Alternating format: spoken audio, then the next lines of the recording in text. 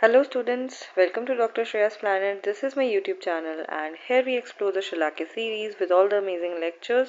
Plus we'll see how to score well in our prof exams and how to study in a smartest way. So हम पढ़ रहे थे वर्तमगत रोग, उसी के सीक्वेंस में हमें आज पढ़ना है वातहत वर्तम, राइट। तो वातहत वर्तम बिना देरी के स्टार्ट करते हैं। क्या होता है वातहत वर्तम की परिभाषा आती है विमुक्त संधि निश्चेष्टम वर्तम यस्य न मील्यते। तो जो संधि होती है, संधि से मुक्त होने से जो वर्तम होते हैं वो क्या हो जाते हैं, चेष्टा रहित हो जाते हैं, निश्चेष्ट हो जाते हैं। एतद वातहतम विद्यात् स रुजम यदि वा रुजम, और इसे क्या बोला जाता है, वातहत वर्तम बोला जाता है। और इसमें कभी पीड़ा हो भी सकती है, कभी नहीं भी हो सकती है, राइट। और ये क्या है, वातहत है तो वातिक असाध्य व्याधि है, ठीक है। इसकी चिकित्सा तो नहीं करेंगे। तो इसमें तो हमने क्या समझा कि जो संधि है निश्चेष्ट है और पूरा क्लोज नहीं कर पा रहा है लिड को पेशेंट। जबकि इसी की परिभाषा आचार्य वाग्भट ने क्या बताई है, वाग्भट कहते हैं कि वर्तम यत्तु न मील्यते, मीन्स जिसकी पलकें पूर्ण रूप से बंद नहीं होती हैं, संधि शिथिल होती है और चेष्टा रहित होती है, उसे वातहत कहते हैं, ठीक है। तो ये आचार्य वाग्भट ने बताया। तो सुश्रुत और वाग्भट ने इसकी चिकित्सा का वर्णन नहीं किया है। अब देखो, इसको ऐसे समझो कि जो वाग्भट मत अनुसार वातहत है उसको हम क्या कहेंगे, टोसिस कहेंगे। ये गलत लिखा हुआ है यहाँ पे, इसको करेक्ट करना। जो आचार्य वाग्भट ने बताया है उसको हम कहेंगे लैग ऑफ थैलमोस, लैग ऑफ थैलमोस। और जबकि जो आचार्य सुश्रुत ने बताया है उसको हम कहेंगे टोसिस। तो अभी मॉडर्न की डेफिनेशन पढ़ोगे तब क्लियर हो जाएगा। तो देखो, लैग ऑफ थैलमोस क्या, it is a condition in which the palpebral aperture can not be close properly when the eyes are shut. तो विमुक्त संधि निश्चेष्टम वर्तम यस्य न मील्यते, यानी वर्तम मिल नहीं पाते हैं क्योंकि संधि मुक्त हो गई है। तो यहाँ पर भी यही है कि आईज प्रॉपर्ली क्लोज नहीं हो पाएंगी, वर्तम यस्य न मील्यते, ठीक है। और जबकि लैग ऑफ थैलमोस क्या होता है, तो यहीं पे देख लो सॉरी, टोसिस क्या होता है। Ptosis is the condition in which drooping of the upper eyelid occur below its normal position। तो इसमें क्या ड्रूपिंग हो रही है, प्रॉपरली खुल नहीं पा रही है आईज, ठीक है। एक में खुल नहीं पा रही है, एक में बंद नहीं हो पा रही है। तो बंद नहीं हो पाएगी लैग ऑफ थैलमोस में, एक में खुल नहीं पाएगी, दैट इज टोसिस। तो जो आचार्य वाग्भट ने बताया, उन्होंने टोसिस बताया है वातहत वर्तम को, और जो आचार्य सुश्रुत ने बताया है वो बताया है लैग ऑफ थैलमोस, ठीक है। तो लेकिन इतना ज़्यादा कंफ्यूज होने की ज़रूरत नहीं है, दोनों कंडीशन साथ में भी एग्जिस्ट करती हैं। अब देखो, लैग ऑफ थैलमोस देखते हैं। तो lagophthalmos it is a condition in which palpebral aperture can not be close properly. तो पैल्पेब्रल अपर्चर पूरा बंद नहीं हो पाएगा, ठीक है। ये क्यों होता है, तो पैरालिसिस ऑफ ऑर्बिक्युलरिस ओक्यूलाई मसल इसका रीजन है कि सेवेंथ क्रेनियल नर्व में अगर पैरालिसिस है तो लैग ऑफ थैलमोस देखा जाता है। नेक्स्ट है सिम्ब्लेफ्रॉन। सिम्ब्लेफ्रॉन का मतलब होता है adhesion of the lids of the eyeball, कि अगर जो आई लिड्स हैं उनमें एडिशन हो जाए, ठीक है, adhesion of lids to the eyeball, की जो आई लिड्स हैं वो आई बॉल से जाके अडहर हो जाए। Absence of reflex blinking in extremely ill patients.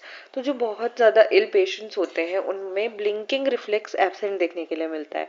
तो उसकी वजह से भी क्या देखा जाता है, लैग ऑफ थैलमोस देखा जाता है। Absence of reflex blinking, cicatricial ectropion means outward turning of eye ball, ठीक है। जैसे कि ट्रैकोमा में देखा जाता है कि आई बॉल क्या हो जाती है, आउटवर्ड टर्न हो जाती है। प्रोप्टोसिस, टोसिस का ऑपोजिट अगर है, तो टोसिस में क्या है, प्रॉपरली खुल नहीं पा रही है, और टोसिस का ऑपोजिट क्या होगा, प्रॉपरली बंद नहीं हो पाएगी, that is lagophthalmos. Treatment, अब इसमें ट्रीटमेंट क्या करना है, application of antibiotic eye ointment. क्यों, क्योंकि पूरी तरह आईज क्लोज नहीं हो पा रही है, बहुत सारे इन्फेक्शन के चांसेस रहेंगे, ठीक है। तो एंटीबायोटिक आई ऑइंटमेंट देना है। आर्टिफिशियल टीयर ड्रॉप्स, तो जैसे ही हम एक बार अपनी पलकें झपकते हैं तो ये जो टीयर फिल्म होती है वो चेंज होती है। तो टीयर फिल्म नहीं आ पाएगी दोबारा, तो आर्टिफिशियल टीयर ड्रॉप्स देना पड़ेगा, नहीं तो क्या हो जाएगा, वहाँ पे जीरोसिस, ड्राइनेस डेवलप हो जाएगी, फिर अल्सरेशन हो जाएंगी फर्दर स्टेजेस में। तो आर्टिफिशियल ईयर ड्रॉप्स इंस्टॉल करना जरूरी है फ्रीक्वेंटली। पार्शियल और टोटल टार्सोरेफी, ठीक है।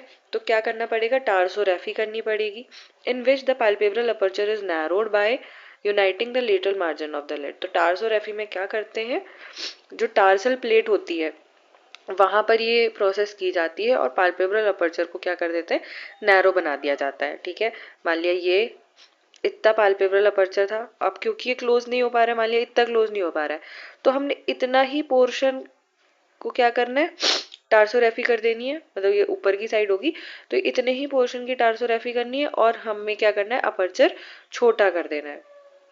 ठीक है, नेक्स्ट इज टोसिस। तो टोसिस को समझने से पहले थोड़ा इसका यहाँ पर देख लेते हैं, lag of thalamus. Lag of thalamus को और भी क्या बोला जाता है, इसको लिड लैग बोला जाता है। क्या बोला जाता है, लिड लैग। ठीक है, यहाँ पे देखो दिखा रखा है टोसिस कि प्रॉपरली पूरा बंद नहीं हो पा रही आई।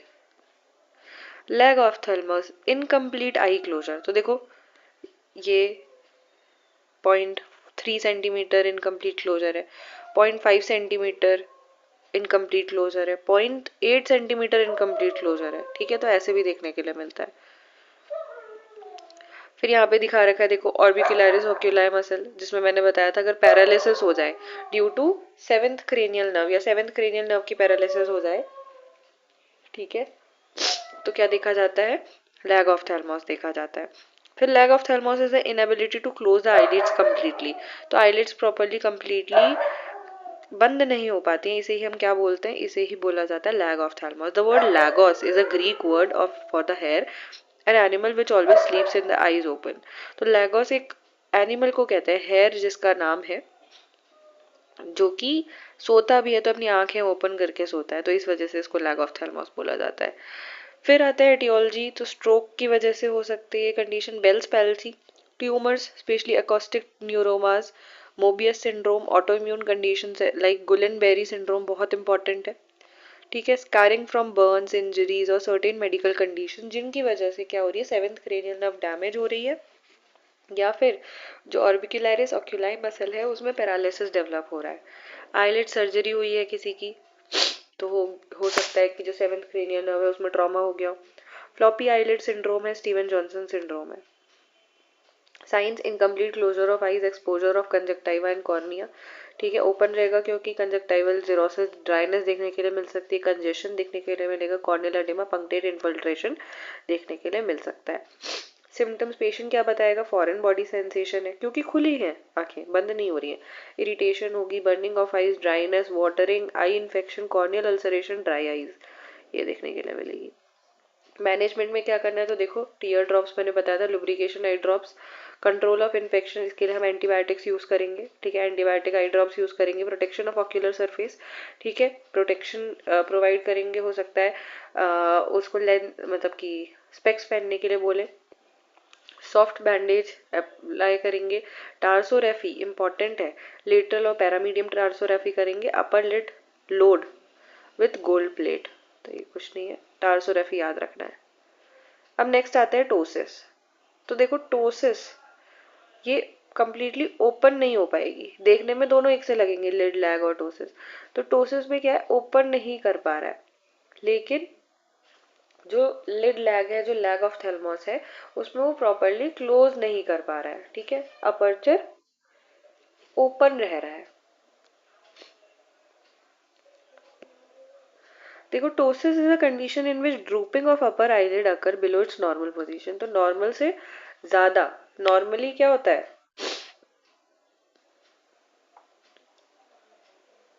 1/6 कवर करे रहता है ना, हमने एनाटॉमी में पढ़ा था कि जो आई है, वो जो ये है, ये 1/6 कवर करे रहता है कॉर्निया को, और ये वाला जो नीचे लोअर पाल्पेब्रा होता है ये लिम्बस को टच करता है ना, ये पढ़ा था हमने। तो 1/6 की बजाय, अब ये देखो ऐसे होगा ना, ये 1/6 ऐसे, ये पूरा ऐसे समझो, अब ये 1/6 की बजाय ज्यादा कवर कर ले। ठीक है, तो ptosis is the condition in which drooping of eyelid occur below its normal position. Normally upper lid covers about upper 1/6 of the cornea, it is about 2 mm cover करता है। In ptosis it covers more than 2 mm।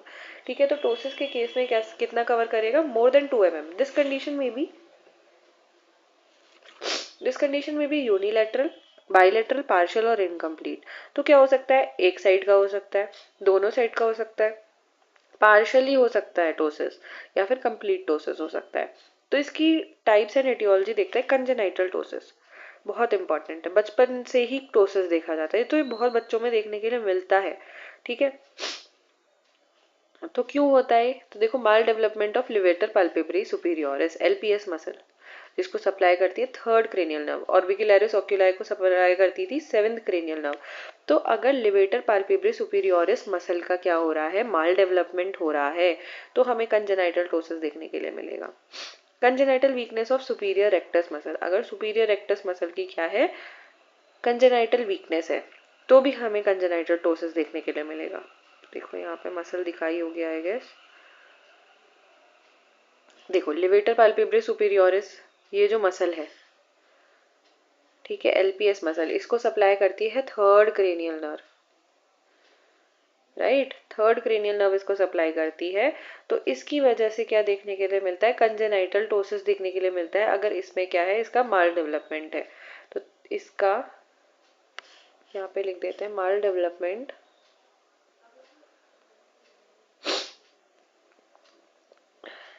it leads to congenital ptosis, right. ये हमारी superior tarsal plate आ गई। फिर यहाँ पर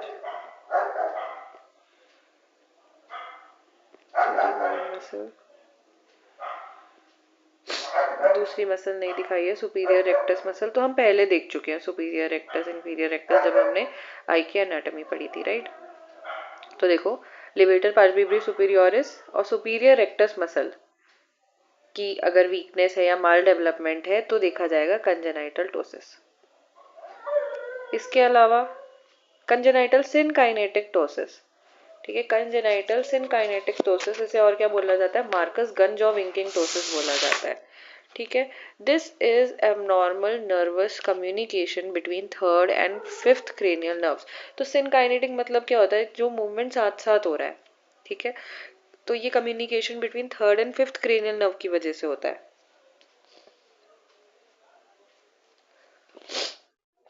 अगर जो अब इसमें क्या होता है, there is retraction of ptotic lid with movement of jaw which with the stimulation of ipsilateral pterygoid muscle. तो क्या होता है, जैसे ही जो पर्सन है वो माउथ ओपन करता है, उसमें प्रोसेस देखने के लिए मिलता है। तो ये रिलेशन होता है थर्ड और फिफ्थ क्रेनियल नर्व में, ठीक है। तो क्योंकि टेरिगोइड मसल जो होती है वो सप्लाई होती है फिफ्थ क्रेनियल नर्व से, तो जब मूवमेंट होता है जॉ का, तो फिफ्थ क्रेनियल नर्व और थर्ड क्रेनियल नर्व में एबनॉर्मल रिलेशन क्रिएट हो जाता है, एबनॉर्मल कनेक्शन बन जाता है, और फिफ्थ क्रेनियल नर्व के मूवमेंट की वजह से जो थर्ड क्रेनियल नर्व होती है उसमें भी मूवमेंट होता है, यानी जो आई होती है वो टोसिस शो करेगी, ठीक है। तो अब हम कंजेनाइटल टोसिस यहाँ पे देख लेते हैं थोड़ा सा। तो देखो यहाँ पे टोसिस की डेफिनेशन बताई है, 1/6 कवर करती है, 2 mm से ज़्यादा कर रही है, तो हम टोसिस कहते हैं। Types of ptosis, congenital ptosis and acquired ptosis. तो कंजेनाइटल टोसिस जो होता है उसमें देखो यहाँ पे दिखा रखा है सिंपल कंजेनाइटल टोसिस। तो ये क्या हो सकता है, यूनिलेटरल हो सकता है या फिर बाईलेटरल हो सकता है, ठीक है। In down gaze ptotic eyelid slightly higher. तो क्या होता है, जब टोसिस होता है तो पूरा व्यू लेने के लिए जो पेशेंट होता है अपनी नेक को बेंड करता है, ठीक है। तो कई बार टोसिस के पेशेंट्स में सर्वाइकल भी देखने के लिए मिलता है। फिर देखो frequent absence of upper lid crease, जो अपर लिड में क्रीज होती है वो नहीं देखने के लिए मिलती। यूजुअली पुअर लिवेटर फंक्शन, जो लिवेटर मसल है यहाँ पर उसका पुअर फंक्शन देखने के लिए मिलता है, आईलिड ऊपर हो ही नहीं पा रही है कितनी भी कोशिश कर लो, ठीक है। तो ये क्या हो सकता है, यूनिलेटरल हो सकता है, बाईलेटरल हो सकता है, ठीक है।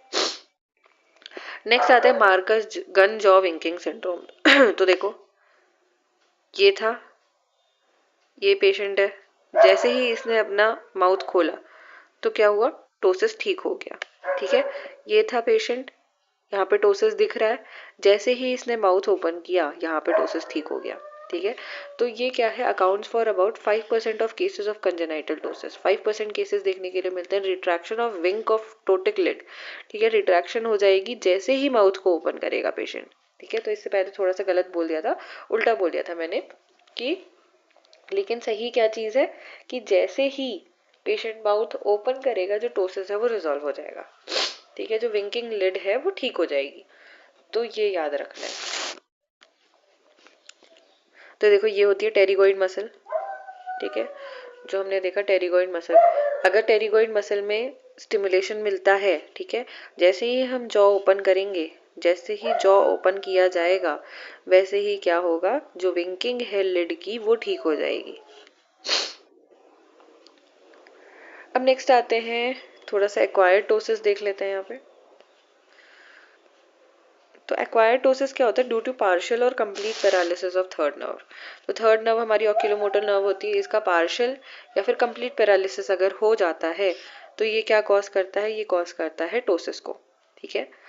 ट्रॉमा टू लिवेटर मसल, अगर लिवेटर मसल में ट्रॉमा, ऑक्यूलर मायोपैथी है, ठीक है, can be due to myasthenia gravis, बहुत इंपॉर्टेंट कॉज है मायस्थीनिया ग्रेविस जो कि टोसिस कॉज करता है, ठीक है। तो मायस्थीनिया ग्रेविस में एक पर्टिकुलर फीचर मिलता है टोसिस का, और अगर कोई पेशेंट टोसिस लेके आ रहा है तो हमें मायस्थीनिया ग्रेविस भी रूल आउट करना जरूरी है।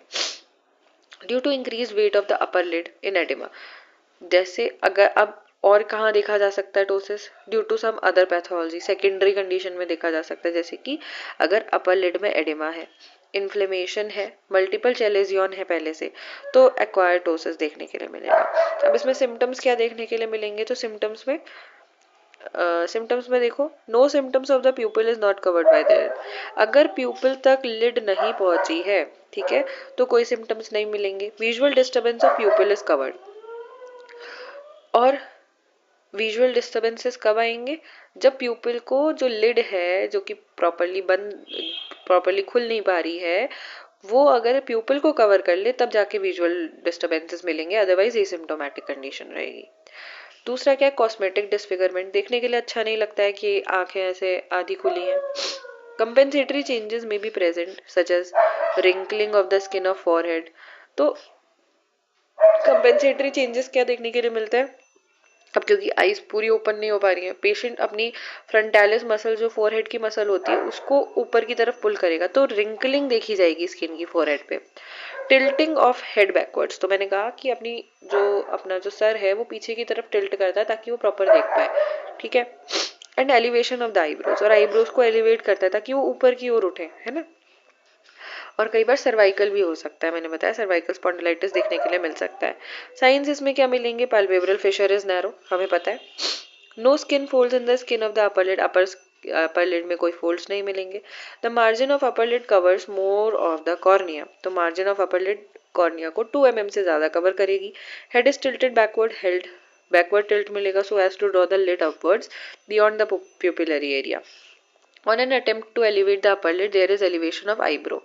आईब्रो को एलिवेट करेगा, रिंकलिंग ऑफ स्किन देखने के लिए मिलेगी फोरहेड में due to hyper action of frontalis muscle, ठीक है। तो ये सारे हमें साइन एंड सिम्टम्स देखने के लिए मिल सकते हैं। अब इनमें इन्वेस्टिगेशन हम क्या करेंगे, तो देखो सीरम एसिटाइल कोलिन रिसेप्टर ऐसे हम करा सकते हैं, ये बेसिकली माइस्थीनिया ग्रेविस के लिए होता है। टेंसिलॉन टेस्ट कराया जाता है, इसमें जो ड्रॉप्स होती हैं वो टेंसिलॉन सॉल्यूशन होता है, इसको एड्रोफोनियम टेस्ट भी बोला जाता है। देखो इसमें क्या होता है, हम एड्रोफोनियम इंजेक्ट करते हैं, बेसिकली ये टेस्ट किए जाते हैं माइस्थीनिया ग्रेविस की कंडीशन में अगर टोसिस मिलता है। तो एड्रोफोनियम से क्या होता है, major amount of ptosis of diplopia before injection. तो पहले हमें क्या करना है, मेजरमेंट कर लेना कि कितना टोसिस हो रखा है इंजेक्शन से पहले। इंजेक्ट करना है आईवी एट्रोपिन 0.3 mg, ठीक है। फिर inject IV test dose of edrophonium 0.2 ml से 2 mg तक हम इसको इंजेक्ट करते हैं। तो क्या होता है, जो टोसिस हो रखा होता है वो रिजॉल्व हो जाता है। अगर एड्रोफोनियम से वो रिजॉल्व हो जा रहा है तो इसका मतलब क्या है, ये कंफर्मेटरी टेस्ट होता है।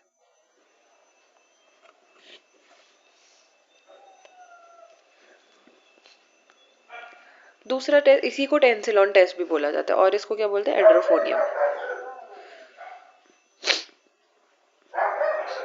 एड्रोफोनियम टेस्ट। इसके अलावा इलेक्ट्रोमायोग्राफी करा सकते हैं कि जो मसल्स हैं वो प्रॉपर फंक्शन कर रही है नहीं कर रही है, जो ऑर्बिकुलरिस ओक्यूलाई मसल है या फिर इनके orbicularis oculi muscle in case of lag of thalamus, and levator palpebrae muscle and superior rectus muscle in case of ptosis. तो इलेक्ट्रोमायोग्राफी करा सकते हैं। ईसीजी बेसिकली इसका कोई एज इट इज यूज नहीं है, बट एसोसिएटेड कंडीशन को rule out करने के लिए। ईआरजी ये भी एसोसिएटेड कंडीशन को रूल आउट करने के लिए कर सकते हैं। T3 T4 TSH हम इसमें करा सकते हैं। तो एड्रोफोनियम टेस्ट इसमें इंपॉर्टेंट है। दूसरा हम टेस्ट ओपीडी बेसिस पे कर सकते हैं, आइस टेस्ट। तो इसमें क्या करना है कि जो आइस है, देखो यहाँ पे टोसिस दिख रहा है इस पेशेंट में, तो इसमें हम क्या करते हैं, आइस लगाते हैं। तो आइस लगाने से जो टोसिस है वो रिजॉल्व हो जाता है। तो ये टेस्ट भी हम कर सकते हैं फॉर माइस्थीनिया ग्रेविस। अब आता है ट्रीटमेंट।